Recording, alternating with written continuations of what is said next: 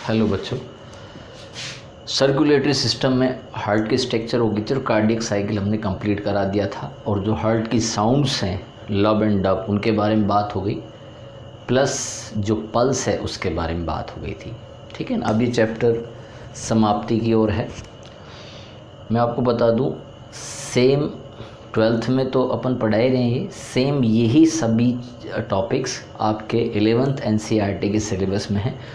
तो जो बच्चे इस बार 11th बायोलॉजी में है ना, वो भी इन सभी वीडियोज़ को रेगुलर देखते रहें। ठीक है ना। उनके आई थिंक चैप्टर नंबर 18वां चैप्टर है ये सर्कुलेटरी सिस्टम। एनीवे, आज हम बात कर रहे हैं सर्कुलेटरी सिस्टम में डबल सर्कुलेटरी सिस्टम, यानी कि दोहरा परिसंचरण तंत्र। दोहरा परिसंचरण तंत्र,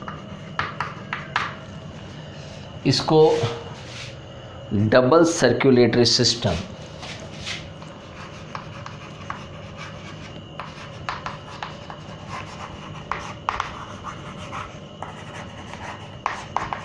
डबल सर्कुलेटरी सिस्टम कहा जाता है। सजीवों में क्या दो तरह के सर्कुलेटरी सिस्टम प्रेजेंट होते हैं, है ना, इनके सर्किट के बेस पे, डबल सर्कुलेटरी सिस्टम और सिंगल सर्कुलेटरी सिस्टम। एक हैरा यानी कि एकल परिवहन तंत्र और दोहरा परिवहन तंत्र। अब ह्यूमन के अंदर डबल सर्कुलेटरी सिस्टम पाया जाता है। अब डबल सर्कुलेटरी सिस्टम क्या है, इसको पहले एक आसान सी परिभाषा के तौर पर आप समझ लीजिए। यदि शरीर का पूरा चक्कर लगाने के लिए रक्त को हृदय में 2 बार आना पड़े तो ऐसे परिवहन तंत्र को हम डबल सर्कुलेटरी सिस्टम कहते हैं। शरीर का पूरा चक्कर लगाने के लिए यदि ब्लड को, रुधिर को हृदय में 2 बार आना पड़े तो इसे डबल सर्कुलेटरी सिस्टम कहते हैं। एक बार मैं आपको इसको समझाने के लिए एकल परिवहन जो एकल सर्किट है ना, एकल परिवहन तंत्र, उसके बारे में बता दूं। जैसे मछलियां हैं, मछलियों में हृदय कितने कक्षीय होता है? 2 कक्षीय होता है। डबल मतलब कि एक आलिंद और एक नीले, जबकि हमारे अंदर हैं 2 आलिंद हैं, 2 नीले हैं। तो यहाँ जो इम्प्योर ब्लड आएगा ना पूरे शरीर से, वो यहाँ आएगा, फिर यहाँ से इसमें आ जाएगा नीले में, आलिंद में आया, आलिंद से नीले में, और डायरेक्ट प्योर होने के लिए फिर ये गिल्स में चला गया, और गिल्स से प्योर होने के बाद दोबारा हार्ट में नहीं आया, ये वापस से क्या बॉडी के अंदर आ गया। आप देखें, इम्प्योर ब्लड आलिंद में आया, आलिंद से नीले में आया, नीले से प्योर होने के लिए गिल्स में चला गया, और गिल्स से वापस पूरे शरीर में चला गया। यहाँ आप देखें, हम हार्ट की स्ट्रक्चर पढ़ चुके थे, हम हार्ट के बारे में पूरी डिटेल पढ़ चुके थे, इसलिए अब समझने में कोई परेशानी नहीं आएगी। आपने 2 शिराएँ पढ़ी थी, अग्र महाशिरा और पश्च महाशिरा। उन्होंने इम्प्योर ब्लड को किस में ला के डाला? दाहिने आलिंद में ला के डाला, इस चैम्बर में ला के डाला। मैंने यहाँ 4 चैम्बर्स बना रखे हैं, एक आरेखित चित्र बना रखा है, आप देखें। राइट ऑरिकल यानी कि दाहिना आलिंद, यहाँ पे लेफ्ट ऑरिकल यानी कि बायां आलिंद, यहाँ राइट वेंट्रिकल यानी कि दायां नीले, और ये लेफ्ट वेंट्रिकल यानी कि बायां नीले। ठीक है ना। दाहिना आलिंद, बायां आलिंद, दाहिना नीले और बायां नीले। ठीक।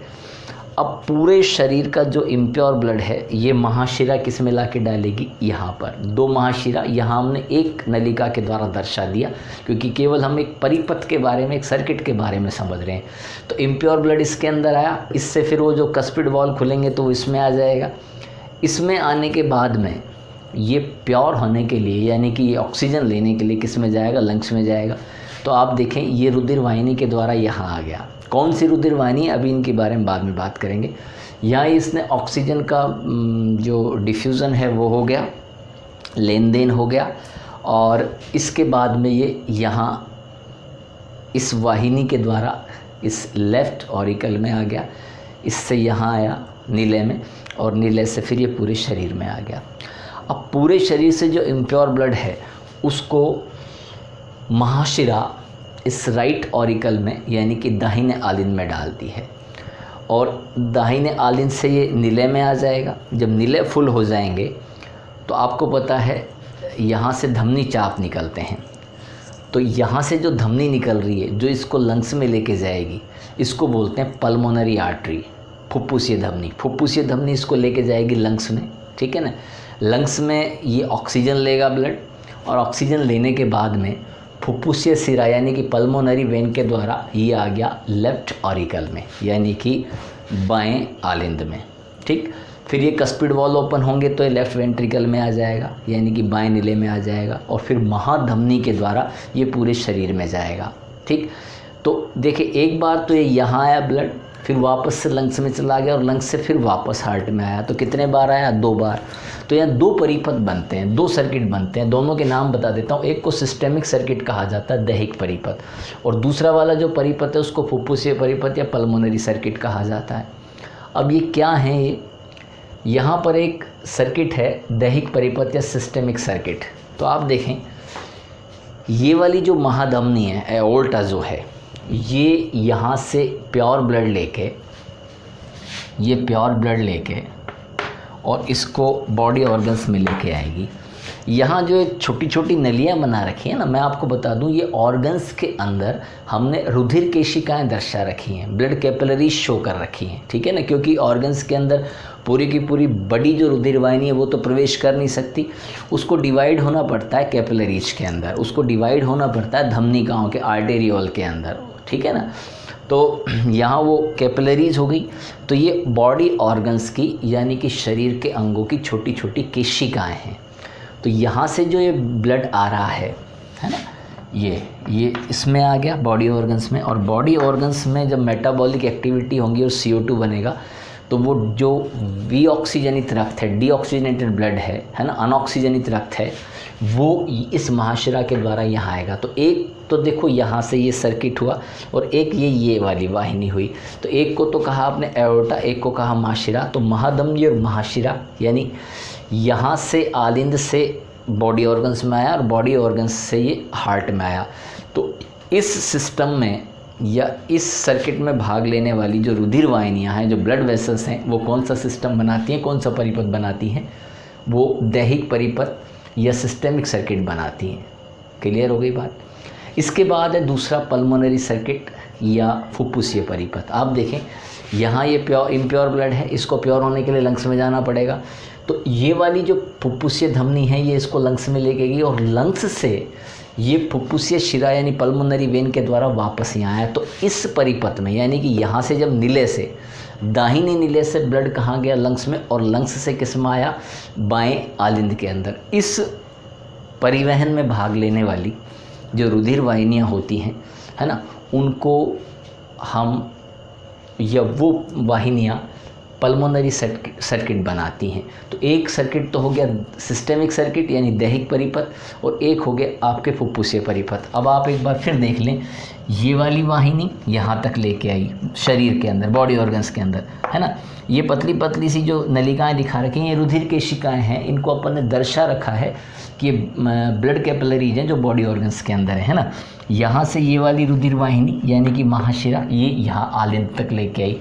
तो इसमें इस परिपथ में भाग लेने वाली जो भी धमनी और शिराएं हैं उनको कहा जाएगा, वो बनाएंगी आपके दैहिक परिपथ। और यहाँ इस नीले से राइट वेंट्रिकल से लंग्स में लेके जाने वाली और लंग्स से वापस लेके आने वाली आलिंद में जो धमनी और शिराएं हैं जो परिपथ बनाती हैं, है ना, उसको हम फुफ्फुसीय परिपथ कहते हैं। हो गया डबल सर्कुलेटरी सिस्टम कि पूरे शरीर का चक्कर लगाने के लिए ब्लड कितनी बार आया? 2 बार। तो ये डबल सर्कुलेटरी सिस्टम हो गया।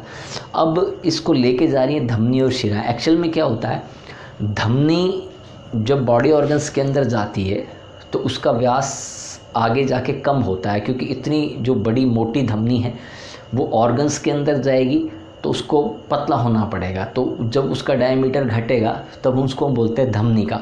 धमनी का ऑर्गन्स में जाके, क्योंकि उसको प्रत्येक सेल तक पहुंचना है, क्योंकि वहाँ पे ब्लड की सप्लाई करनी है, ब्लड जो आवश्यक पदार्थ है उनको वहाँ पे पहुँचाएगा। तो जब और ज़्यादा पतली हो जाएंगी तो हम ये कहेंगे वो केशिकाओं में बट गई, ठीक है ना। फिर केशिकाएं आगे जाके वेन्यूज़ बनाएंगी, शिरिका बनाएंगी, शिरिका फिर शिरा बनाएंगी, और शिराएं उस इम्प्योर ब्लड को वापस से लाके ये हार्ट में यानी कि दाहिने आलिंद के अंदर डाल देंगी, ठीक है ना। तो 3 प्रकार की रुधिर वाहिनियाँ होती हैं। एक को तो कहा जाता है धमनी, एक को कहा जाता है शिरा, और एक को हम डिवाइड कर लेते हैं, हम बांट लेते हैं केशिका। ये 3 प्रकार की हैं, है ना।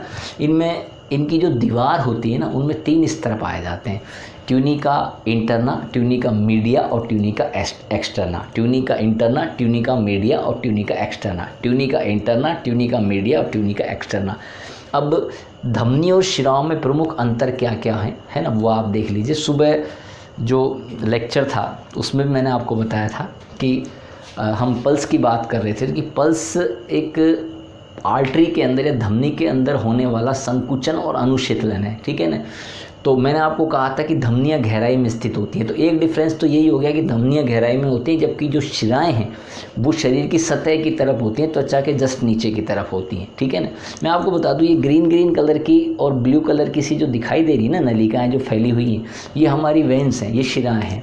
और जिसमें पल्सेशन आ रहा है, जो मैं बता रहा था कि डॉक्टर यहाँ हाथ लगा के देखता है, वो हमारी धमनी है। तो धमनी गहराई में होगी।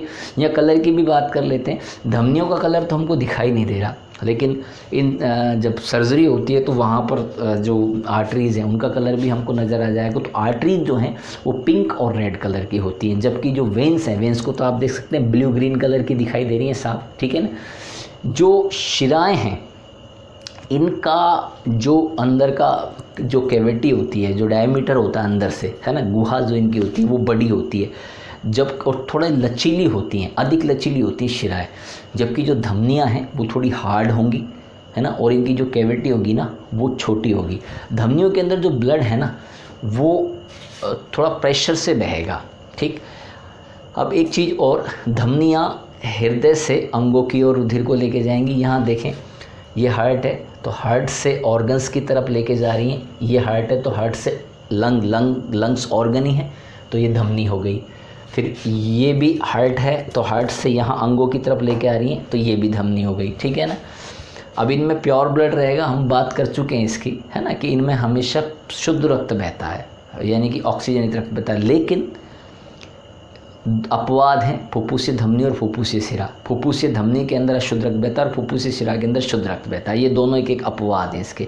मैंने लिखा हुआ प्योर ब्लड, है ना, यानी इनके अंदर ऑक्सीजनित रक्त बहता है, एक्सेप्ट पल्मोनरी आर्टरी, पल्मोनरी धमनी को या फुफ्फुसीय धमनी को छोड़कर।